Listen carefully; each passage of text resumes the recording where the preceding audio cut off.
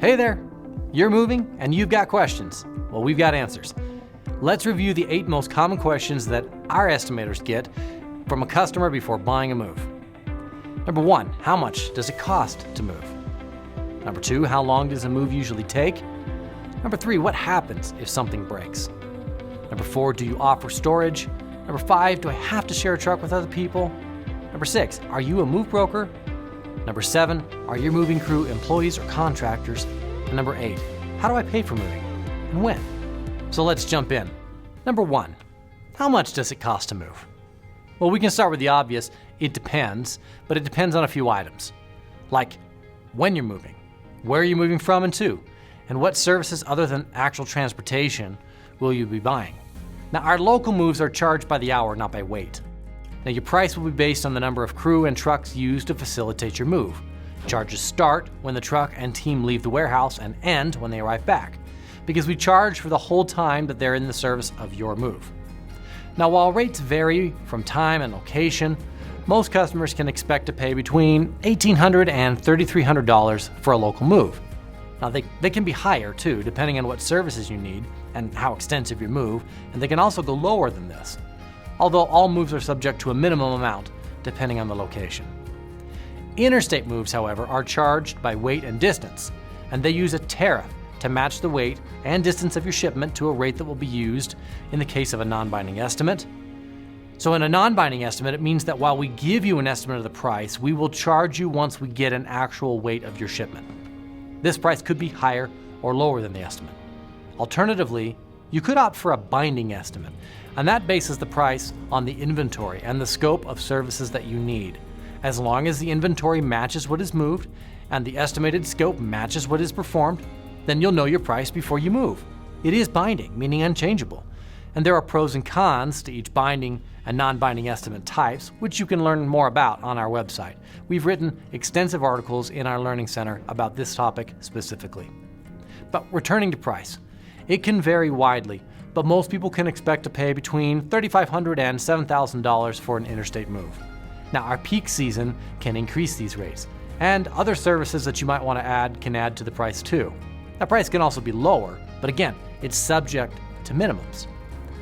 Now, we calculate the price using many variables. To do this, we're going to send out an estimator to help compile an inventory of what needs to be moved and help estimate the required time and get you a final estimated price. Now, when we give you this price, we expect it to be the best we can provide you. Sometimes customers ask, is the price negotiable? Still, we won't be charging you extra, expecting you to haggle with us. We're not used car salesmen. We're going to give you the best price we can up front based on our inventory of your items and the type of estimate you need. Now, suppose this price is outside your budget range or comes in higher than you wanted. In that case, there are typically some different revisions that can be done, such as reducing items to move, doing some work yourself, or eliminating an extra service. Your estimator can work with you and your specific circumstance to give you the best possible arrangement. Still, we will not try and gouge you, expecting you to haggle back.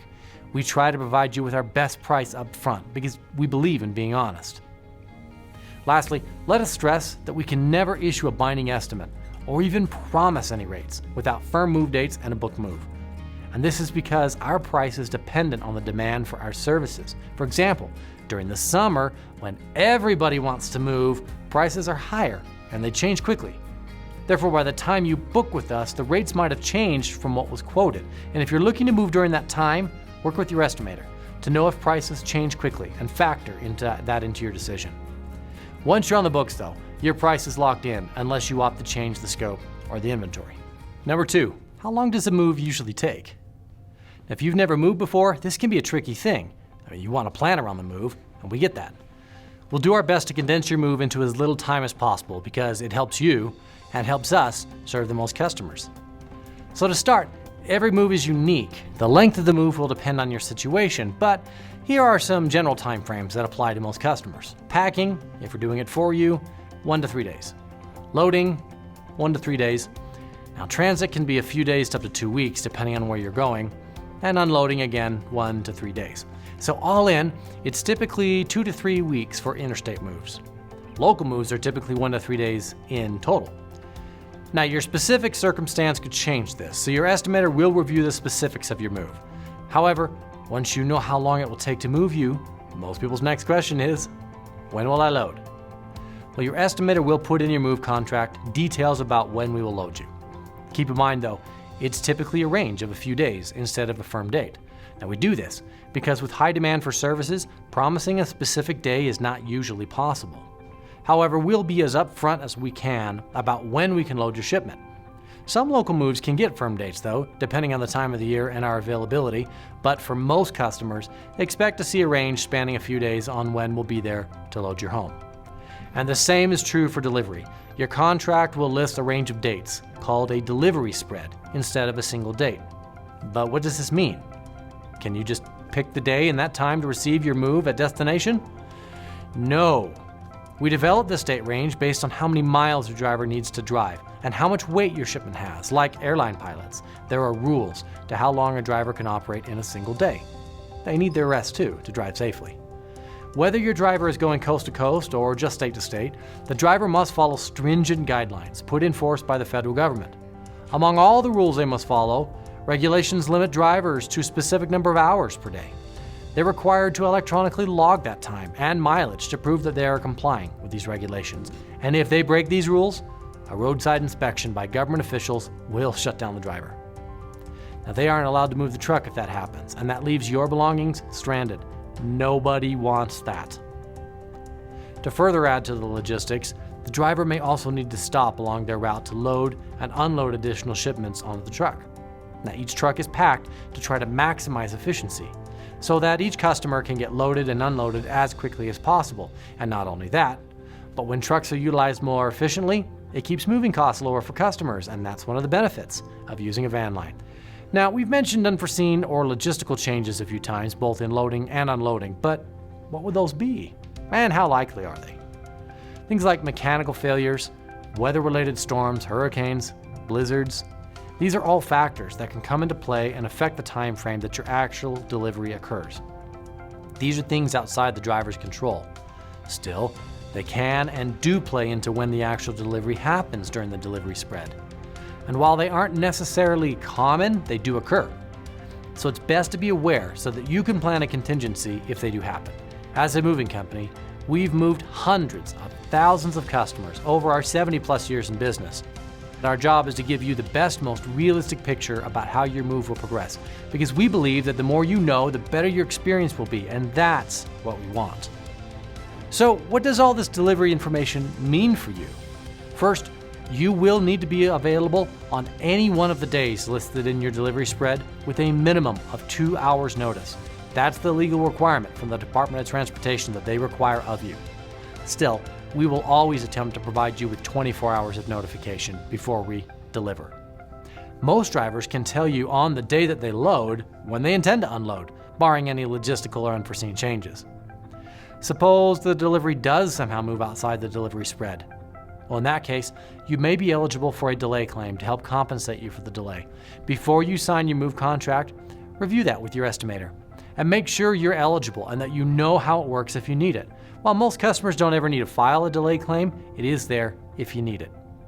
And lastly, your driver is the sole person who knows when they will deliver your goods. Once loaded and on the way, the moving company can only get an update from the driver. He's the keeper of information about where the truck is and when it will deliver. But we'll keep in touch and make sure to pass along any updates or changes if they arise as soon as we can. So number 3, what happens if something breaks? Now, did you know that professional movers consider themselves a trade? Like any other trade, this is a tremendous amount of skill. The skill required to drive a vehicle into places not typically meant for tractor trailers, and the skill to pack, load, and unload belongings that are no longer in original packaging, all without breaking. That's a pretty robust set of skills.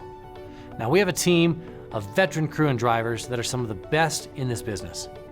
But that doesn't mean that nothing ever breaks. It does mean that it's a lot less likely, though, than when inexperienced people perform a move like in DIY. But if something does break, we'll be talking about valuation. So if you check out our blog, there's an article about valuation. It is the #1 most important decision you need to make when hiring a mover. Now, that article will go into much more depth than what we are going to do here, so check it out when you can on our website. For now, let's review some basics. Valuation is your decision on how liable the moving company will be if something breaks during a move. Unlike many service companies that have more express or implied warranties, moving companies are a regulated business, and this regulation means that we offer the same type of protection that every other mover does, and it's called valuation. Let's break down how it works. Step 1. Choose full valuation protection for your belongings or choose to release it. Now, it will be an extra charge if you choose it, but you don't have to buy it. If you don't, you are releasing the valuation. So released valuation, however, does include some modest protection. It provides you about 60 cents per pound of article weight for anything that breaks. But if that doesn't sound like a lot, it's because it's not. Here's an example. A 100-pound TV that breaks would get $60 in claim settlement. This is because you're releasing valuation protection for your move. Now, as a quick note, if you decide not to choose, we must legally opt you into full valuation. We cannot release it without your specific choice to do so. It's that important. Step 2. Choose a deductible for full valuation. Now, the deductible goes in front of any claim, similar to how insurance works. Once the deductible is met, the moving company will work with you to repair, replace, or offer a cash settlement for any broken item, in that order. So you'll be able to get any items that broke during your move taken care of quickly by filing a claim. Step 3. Be aware of valuation limitations. Now, full valuation is not entirely open-ended. There are 2 main limitations. First are high-value items. Items worth more than $100 per pound of their weight need to be disclosed separately on a high-value items inventory in order to be protected at their total value. Think of expensive antiques or pictures that don't weigh much but have tremendous value. These are candidates to be disclosed because otherwise claim settlements for these items would be limited. And this is to ensure clear communication about the value of your items to the mover. I mean, we're not appraisers. Unless you tell us, we won't know. So last, it's essential to know that valuation only covers damage directly related to the services provided by the moving company. So, for an example, if you pack a box and the contents inside are broken without visible damage to the box itself, like if they dropped it, now that's not related to our packing service because you packed yourself. So valuation won't cover that. Or hiding items inside your shipment that are expressly prohibited, like fuel, explosives, or plants. Well, those won't be covered either and can affect coverage on the rest of your belongings. Now, more things can limit valuation, but we recommend you review with your estimator for a complete list, and we've covered the basic ones here. Now, the most common question we get about valuation is, why is it extra? Now, truthfully, whether or not it's considered extra is a matter of perception. The law allows you to release it or waive it, in which case we wouldn't charge you for it. But suppose we didn't do it this way. In that case, we could wrap up valuation as part of the move price and call it included. However, we don't think that's right, and the law says we couldn't do it even if we wanted to. The choice to have valuation or not is entirely up to you. Now, we strongly recommend it, and you should consider it as part of your move cost, but you can waive it if you like. So in that perspective, it's not extra, it's something of which you can opt out. Now, the other common question is, why have valuation at all? If you break something, shouldn't you fix it? Well, the answer is yes, we absolutely will. Unless you tell us not to, by releasing valuation, or to try and work outside the limits of full valuation. And we are very upfront about how valuation works, but in the end, it's going to be up to you and how liable you want us to be. Each customer has different preferences here, but many don't take this seriously enough. If you look at reviews of other moving companies, any moving company, you'll likely find that reviews of customers, they think the moving company is scamming them out of fixing something that broke. Scammers, they yell loudly. And while that might be, in reality, these are likely people who didn't take the time to understand valuation and how it works. Instead, they tried to claim something outside the limits and were denied. We don't want that to happen to you. If you have any questions about protecting your items if they break during the move, review them with your estimator before signing the moving contract. Number 4, do you offer storage? A common question. We get it all the time. And when we do, I like to politely point out that the name of our company is Bailey's Moving and Storage. Because yes, we do offer storage in Utah and Colorado. or we work with companies around the nation or the globe to store items for you. For example, we have over 250,000 square feet of warehouse storage space in Colorado and Utah, all climate controlled. But it works differently than mini storage. So let's review how storage works with a moving company. First, a driver would bring your shipment to our warehouse. We would then pack the shipment into our vaults. Each of them holds about 1,500 pounds. And these vaults are stored until they're needed. And then we can deliver them out to you anywhere you need, whether that's here in Colorado or Utah or anywhere in the world. Now we have 3 main types of storage that we offer. Short-term storage, typically a small period. Long-term storage or permanent storage is an extended period, typically over 12 months. Or storage in transit. This is storage used to hold belongings that aren't quite ready for the next leg of their journey. Now the common uses for our storage include short and long-term general storage. Still, it's also popular to use when you're between homes. For example, maybe you have to move out of a home, but the other isn't ready for you to move in. In that case, we store and deliver when you're ready, anywhere in the world. People often ask, can you hold my items on the truck for a few days instead of going into the warehouse? And generally, we do not store on the van, except sometimes to keep the shipment for a day and then deliver the following day. And this is because the truck is already likely committed to another move. Still, it might be possible in certain limited circumstances. So how much does storage cost? Well, it depends on how much you want to store. Like moving and storage companies, like all of them, we will charge you per hundredweight. This means a dollar figure per month for every 100 pounds of weight. Now there are also charges to handle the items in and out of the warehouse. And monthly storage prices range, but an average single-family home might expect to pay between $400 and $800 per month to store, plus handling charges, and depending on availability. Now, depending on various time and availability factors, that price might be lower or might be higher. So discuss your specific circumstance with your estimator before signing a moving contract. Number 5, do I have to share a truck with other people? Now this question has different answers based on if you're moving locally or interstate. If you're moving locally, you won't have to share a truck in most cases. And that's because local moves are typically only a few days at maximum. We'll use a truck that's dedicated to you. It might be a straight truck or a semi-truck. It just depends on your move size and what the local dispatcher thinks is best. But that means you won't be sharing that truck with anyone. Instead, we use the truck to load and unload you until your move is done. Now, interstate moves are different. Most shipments are typically not large enough to warrant a whole truck. And if you're not, you likely don't want to pay for the same weight that a full truck would cost you. So for you to not pay the entire truckload, we're going to try to load other shipments going in the same direction as you to make it economical for everyone. The more efficient that we can run our trucks, the more likely we'll have one available to load you when you need to move. If everyone had a dedicated truck, it would be both expensive and impractical, and we'd need a lot more trucks. People often ask us to move a vehicle in the same truck with our shipment. So do we? Well, in the past, we would. We would haul vehicles and household goods together in the same van. However, in more recent years, most moving companies have changed this practice. First, the cost to transport a vehicle in the truck is just not cost effective compared to other options. And second, when loading autos into our enclosed trailers, the probability of damage increased, particularly on large vehicles due to the size of the vehicle compared to the enclosed trailer, mainly how close they often came to the walls of the trailer. Often, the person that drove the vehicle into the van had to squeeze out a window to get out.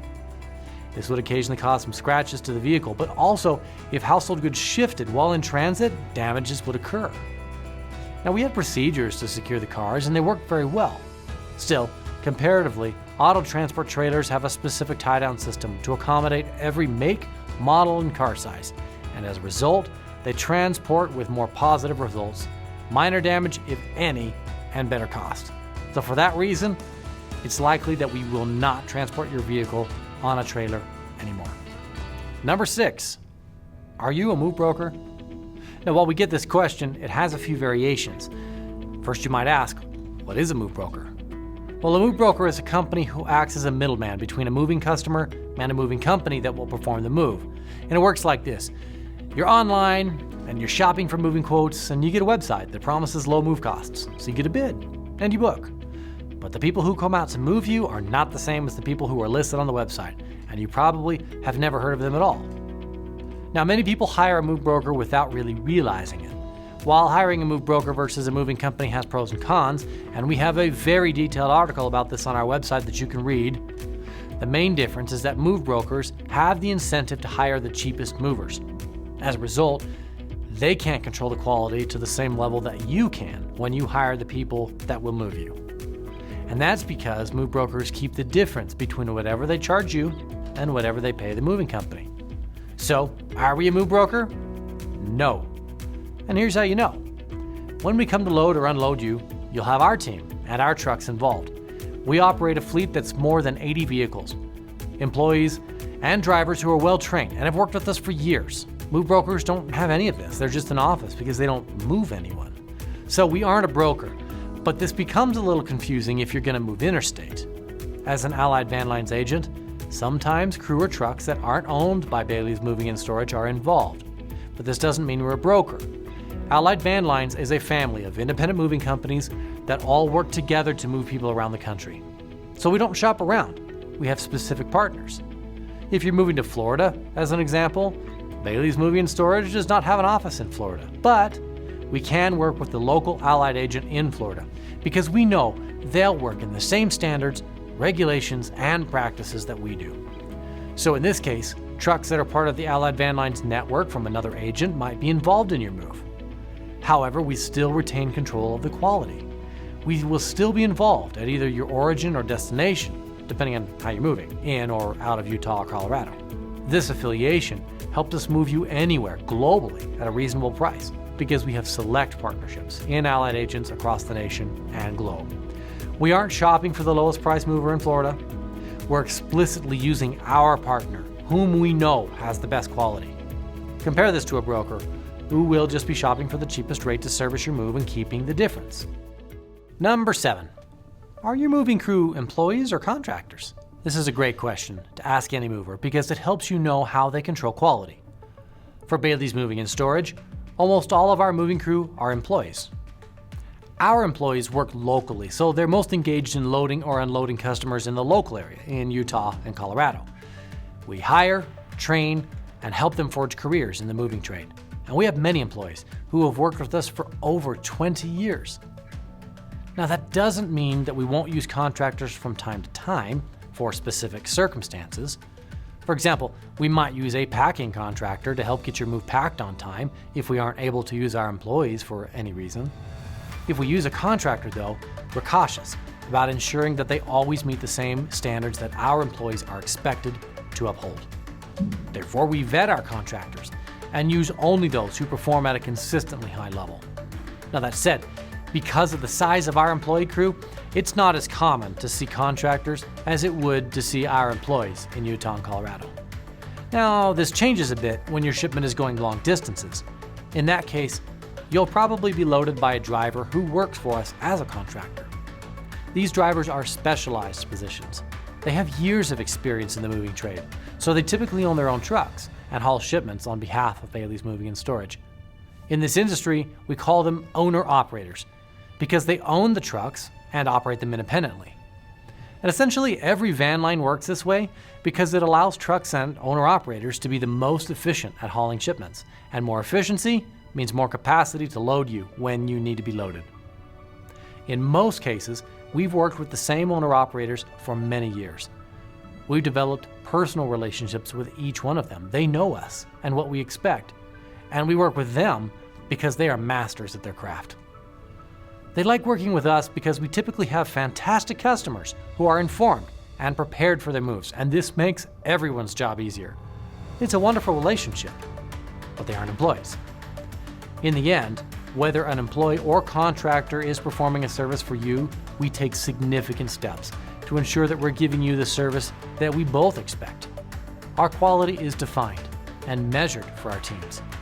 Between our dispatchers, our quality control team, our operations managers, and the many others involved in making sure our moving team can function at the highest level, we're here to make sure that you love your move. There's a reason we have over 95% satisfaction with our customers.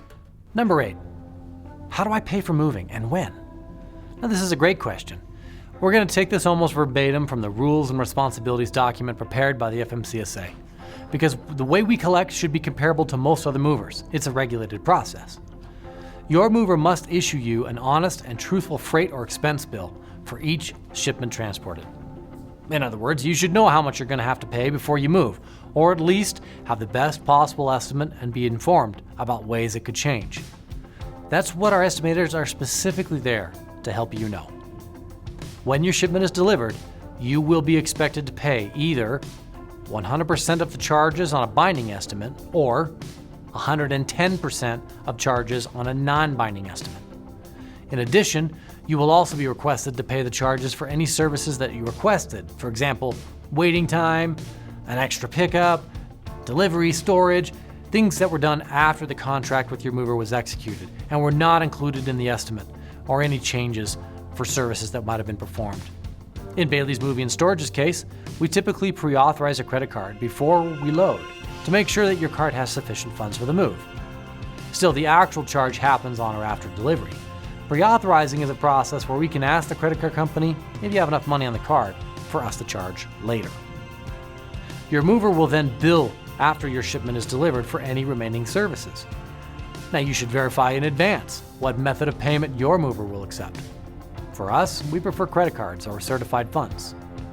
But your mover must note in writing on the order for service and the bill of lading the forms of payment they accept at delivery. Do not assume that your mover will accept payment by credit card unless it is clearly indicated on the order for service and bill of lading. However, Bailey's Moving and Storage does accept credit cards. Now, suppose you do not pay the charges due at the time of delivery. Now, in that case, any mover has the right to refuse to deliver your shipment and place it in storage at your expense until charges are paid. Now, the regulations provide that when your mover arrives at destination, the mover may collect the charges due before the shipment is unloaded from that truck. This is the number one frustration people have with moving companies. They are legally able to hold your shipment until you pay what you owe the company. Now, that sounds fine enough, but what if the company hid the actual cost from you, showed you a less than truthful bid? Or what if you had requested additional services and the company never told you that they cost more? And then you get a surprise bill and have to pay it before you get your shipment delivered. Now, it creates a massive amount of frustration, but these are realities that occur daily with some other moving companies. It's one reason why we at Bailey's Moving and Storage want an estimator to speak to you and help you understand your move. We want you to know how much you're going to pay before you move. If there are factors that might change that, we want you to know as soon as possible so that you don't get a surprise bill when we all get to delivery. It's why we seek to teach and inform you in every way we can help so that you can make an informed decision at every step. Now, if you're wondering why the laws allow moving companies to hold your belongings until you pay, it's for this reason. If you don't pay your mover before they deliver, well, then most moving companies know they won't ever get paid. It was a common problem in years past, so much so that federal regulation has provided a remedy for the moving companies to refuse to deliver if they aren't paid. The problem is, nobody wants a move to come to this. We know both of us would rather the service be paid on time and delivery be smooth. But it's essential to know what could happen if we couldn't collect payment before delivery. And that's why credit cards are the most common payment for moving customers. It allows us to pre-authorize to make sure the funds are available, and then we'll collect them automatically from your card on or after delivery. You'll know how much before we collect, and in this way, it's essentially painless for you as a customer. I hope you found these helpful.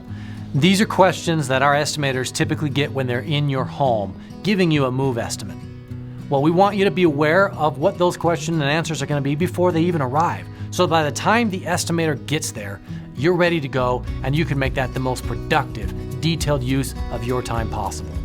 In that way, we know you'll have a great move.